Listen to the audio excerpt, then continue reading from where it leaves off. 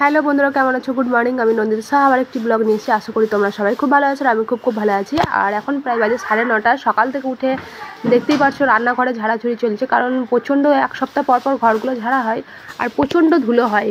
কেন বুঝতে পারি না। আমার বাড়ির সামনেই তো রাস্তা, যেহেতু রোড যেটাকে বলে হাই রোড, সেখানে প্রচণ্ড ধুলোগুলো আসে। আর রাস্তায় এত ধুলো কী বলবো, মানে রাস্তাটা ঠিক মতন মানে খারাপ হয়ে গেছে জায়গাটা।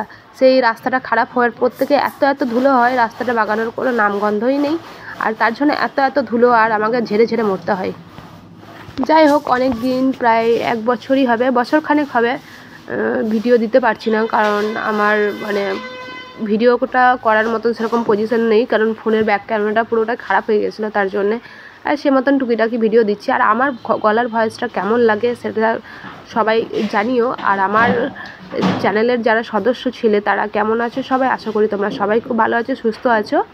আর আমিও ভালো আছি। প্রচণ্ড আমার ঠান্ডা লেগে গেছে, তাই অনেক দিন পর ব্লগটা দিচ্ছি। ঝাড়াঝুড়ি করতে ভীষণ আলসেমি লাগে, কিন্তু কি করবো, উপায় নেই, বাধ্য হয়ে করতে হয়, যেহেতু আমাকে একা হাতে সমস্ত সংসারটাকে আমাকে ঠেলতে হয়। তোমাদের দাদাভাই কি টাকা পয়সা দেয়, মাঝে মাঝে বাজার সবজি এনে দেয়, এটা সেটা এনে দেয়, কিন্তু আমাকে যাবতীয় সমস্ত কিছু করতে হয়। রেশনটাও আনতে হয়, আর মেয়েদেরকে স্কুলে দিতে যেতে হয়, আর রান্নাটাও করতে হয়, আর সব কিছু। কিন্তু আমার খুব, সত্যি কথা বলবো, আমার খুব বিরক্ত লাগে। আমার লাইফ জীবনটা এরকমই হয়ে গেছে যে প্রতিদিন একঘেয়েমি হতে নিজেকে মানে ফেড আপ হয়ে গেছি, ভাল লাগছে না আর বিরক্ত। এটা আমার আজকের কাজ নয়, আমার রেগুলারই এরকম এক ধরনের কাজই হয়ে গেছে। সেই বাচ্চারা যেরকম স্কুল যায় সকালবেলায়, আমাকে ঠিক 6টার সময় সকালবেলা উঠে যেতে হয়, ব্রাশ করা, খাওয়া, মেয়েদেরকে তোলা খাওয়া, ওদেরকে স্কুল টেনে নিয়ে যেতে হয়, দিয়ে এসে আবার সেই বাড়ির কাজ। এই প্রতিদিন একঘেয়েমি, আমার খুব বিরক্ত লাগছে। নতুন কিছু দেখতে পাচ্ছি না। হয়তো নতুন একদিন হবে, হয়তো সিনেমা দেখতে গেলাম বা একটু ঘুরতে গেলাম, কিন্তু সেই যেমনকার জিনিস আবার তেমন হয়ে যাবে, আবার সেই সংসার। এটা কিন্তু আমি ভিডিওর মধ্যে দেখাচ্ছি না, এগুলো আমার কিন্তু রেগুলার। আর এইদিকে মিক্সির বাটিগুলো অনেক বড় ছিল, এগুলো রেখে দিয়েছিলাম, যেহেতু কোনো কাজের এখন লাগবে না। আর ছোটো বাটিটা লাগে মশলা করতে, তার জন্য পরিষ্কার করে প্যাক করে রেখে দিলাম, যখন প্রয়োজন পড়বে আবার তখন এটা বার করব। আজকে মোটামুটি একটু রোদ উঠেছে, কারণ হালকা রোদ উঠেছে, হালকা মেঘলা, কারণ কিছুদিন ধরে দেখছি বৃষ্টি হচ্ছে না একদম আমাদের বীরভূমে। আমার তো বীরভূম বাড়ি জানোই, বোলপুর শান্তিনিকেতনে। কিছুদিন ধরে আর রোদটা বেশ ভালোই লাগছে দেখতে। আর খুব একটা বেশি রোদ নেই, খুব একটা কমও নেই, কিন্তু মাঝামাঝি, বেশ ভালো লাগছে দেখতে। আর একটু যদি বৃষ্টি হয় ভালো হয়। ওইটা আমার গাড়ি। আর এখন তো বাড়ির কাজ কিছুই কমপ্লিট করা হয়নি, আর সমস্ত কিছু কাজ কমপ্লিট করব। আজকে বিকেলের মধ্যে মনে হয় যেন বৃষ্টি হবে। গোছানো হয়ে গেছে, চাদরগুলো চেঞ্জ করে দিলাম, আবার নতুন করে ওয়ার পরাচ্ছি। আর ওয়ারগুলো ভীষণ নোংরা হয়েছিল। আর কি বলবো, কালারটা ভীষণ হালকা। আর এটা হচ্ছে মানে সুতির চাদর নয়, এটা হচ্ছে সিল্কের, যেটা লিওন কাপড়ের চাদর বলে সেটা। আর ভীষণ ভালো চাদরটা, যতবারই কাছে একবারে নষ্ট হয় না, ভীষণ দামি চাদরটা। আর বালিশের ওয়ারগুলো কিন্তু ভীষণ বড়। আর বালিশের থেকে মনে হচ্ছে বালিশের ওয়ারগুলো বড়। আর আমার সত্যি করে এত ঠান্ডা লেগেছে, মানে কিছু বলার নেই গো।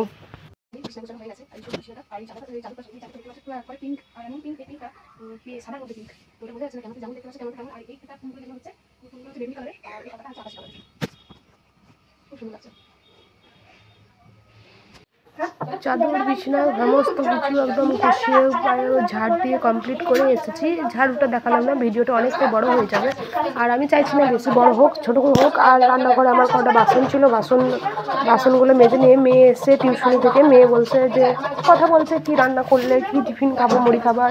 চান করে মেয়ে পুজো দিয়ে দেয়, বেশিরভাগ চান করে। আমার দেরি হয়ে যায়, কারণ প্রায় 10:30 11টা হয়ে যায়। আর মেয়ে যখন 9টার সময় আসে, সকাল 9টার সময় পুজো দিয়ে, ওর স্নান টান করে পুজো দিয়ে খাবারটা খেয়ে ও স্কুল বেরিয়ে যায়। সে জায়গায় ও রেগুলার এরকম বলেছি, তুই দিবি যখন আমার সময় যদি থাকবে আমি দেবো। যেহেতু বৃহস্পতিবারটা আমাকে দিতে হয়, কারণ পাঁচালি পড়তে হয়, ঘরটা চেঞ্জ করতে হয়, তার জন্যে ঘট নয়, জল চেঞ্জ করতে হয়, ঘটের জল চেঞ্জ করতে হয়, তার জন্য সেটা আমি কাজ। আর এখানে আমাদের সব বাসনগুলো ধোয়া হয়ে গেছে। আর এরপর আমি স্নান করতে যাবো, স্নান করে টুকিটাকি যা রান্না থাকবে, সেরকম রান্না করার কিছুই নেই। করবো হচ্ছে এঁচোড়ের তরকারি করবো। তোমাদের দাদাভাই এঁচোড় দিয়েছিলো, এঁচোড়টা রাখা আছে, আর প্রায় হয়ে গেল 2-3 দিন ধরে রাখা আছে। আর আমার খুব একটা ভালো লাগে না এঁচোড় খেতে। তো এই বাড়ির কাজ কমপ্লিট করার পর আমি যাব কিছু একটু রান্না করার মতন।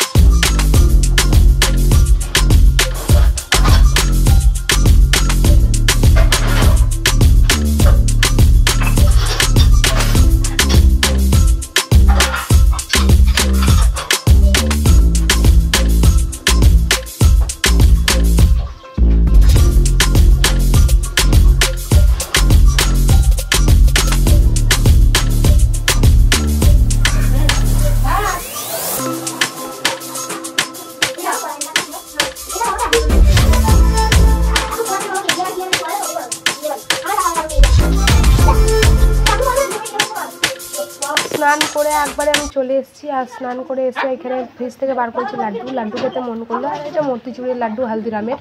তার জন্য আর একটু জল খাবো, কারণ জল খেতে ভালো লাগছে না, কারণ ওয়েদারটা খুব হালকা ঠান্ডা, বেশি গরম নেই, তার জন্যে ভালো লাগছে না। তার জন্য এর সঙ্গে একটু মিষ্টি খাবো, মিষ্টির সঙ্গে একটু জল খেয়ে তারপরে রান্নার ব্যবস্থা করবো। আর রান্নাতে বললাম সেরকম কিছু রান্না নেই, শুধু এঁচোড়টা করবো, ভাতটা করবো।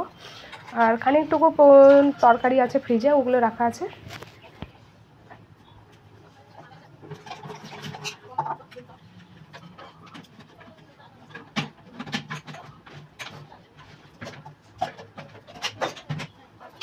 এদিকে কুকারে এঁচোড়টা বসিয়েছিলাম, আর এঁচোড়টা সেদ্ধ হয়ে গেছে। এরপর এঁচোড় বললাম এঁচোড়টা প্রায় কটা সিটি, 4-5টা সিটি দিয়েছি। কারণ এঁচোড়ের তরকারি খুব একটা আমার ভালো লাগে না, মোটামুটি ভালো লাগে, কিন্তু কি করব, নিয়ে এসছে তাই করতে হবে, তাই জন্য আমি করলাম। আর এদিকে এঁচোড় সেদ্ধ হয়ে গেছে, এঁচোড়টা বসিয়ে দেবো। আর ভাতটা হতে একটু দেরি আছে, এঁচোড়টা হয়ে গেলে ভাতটা করবো। আর টিফিন করা তো সব কিছু হয়ে গেছে, কলাই সিদ্ধ করেছিলাম, সেটা আর ব্লগে দেখাইনি, কারণ ব্লগটা অনেকটা বড় হয়ে যাচ্ছে, আর আমি চাইছি না অনেক বড় ব্লগ হোক। সেখানে মুড়ি খাওয়া হয়ে গেল। আর তারপরে বাড়ির কাজ করছি, আর একটু বেসিনটা পরিষ্কার করে নিলাম, বেসিনটা প্রচণ্ড নোংরা হয়েছিল।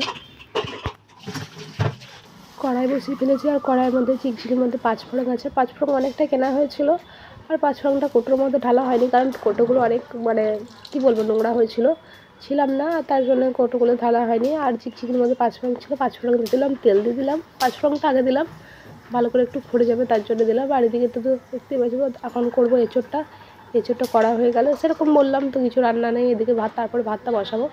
এদিকে মিক্সিতে মশলাটা বাটা হয়ে গেছিলো, মশলাটা কষে নেবো।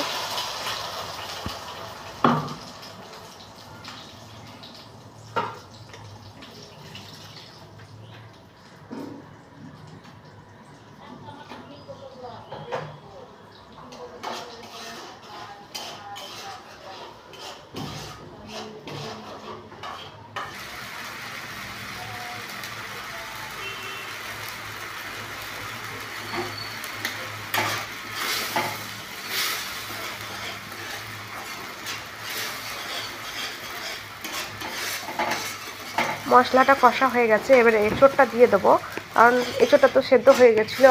আর আমার ভিডিওটা বললাম যে কেমন লাগে, যদি ভালো লাগে অবশ্যই লাইক কমেন্ট অবশ্যই করো, আর কমেন্টটা অবশ্যই জানিও আমার ভয়েসটা কেমন লাগে। আমার ভয়েসটা এরকমই, আর আমি এরকমই কথা বলি, কোনো ওভার স্মার্ট করি না বা কিছু না। 25শে বৈশাখ কবিগুরু রবীন্দ্রনাথ ঠাকুরের জন্মদিন। আর কবিগুরু রবীন্দ্রনাথ ঠাকুরকে শতকোটি প্রণাম জানাই। আজ বাড়িতে আমার মেয়ে পুজো করেছে, আর আমার মেয়ে জানি না কি বলবে, কিছু হয় কবিতা বা কিছু গান বলবে, তবু বলেছি ওকে, আমি বলেছি তুই গান বল বা কবিতা বল। তো দেখা যাক আজকে তার জন্মদিনের দিন কি বলে তাকে আনন্দিত দেয়, আর আমরাও একটু আনন্দিত পাই যে কি শিখেছে। দেখা যাক। একটু ধূপ দিয়েছে, ফুল দিয়েছে।